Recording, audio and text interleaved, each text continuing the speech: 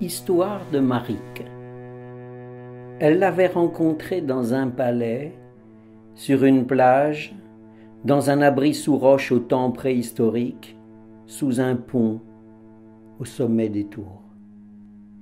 Elle l'avait rencontré, elle ne savait plus où ni quand, mais se souvenant de tous les comment.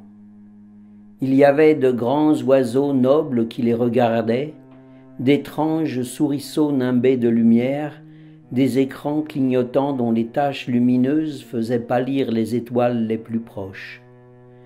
Une architecture étrange de verre, de pierre, de matériaux inconnus, des façades lisses et rayantes, des reflets, des sourires, des éclats.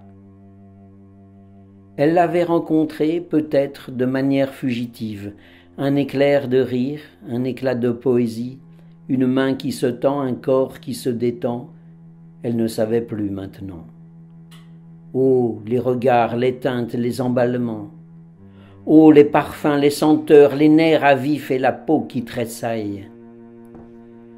La foule, celle des places et des antichambres, celle des plages et des pentes des volcans où l'être s'agglutine.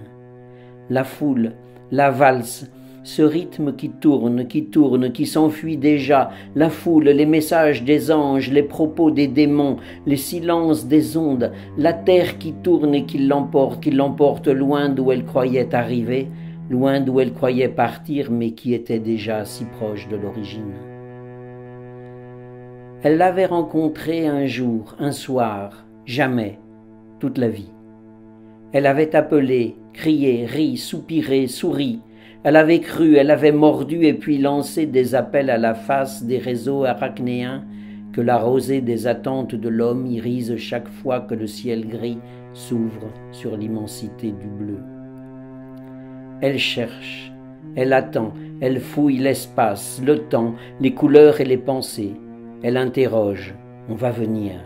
Elle brave les minutes et les heures, elle défie les diables et les sons discordants. Elle perche sur les murs du monde des fanaux colorés que les astres regardent. Mais pour qu'elle sourd et qu'elle aveugle, viendra le temps de la réponse.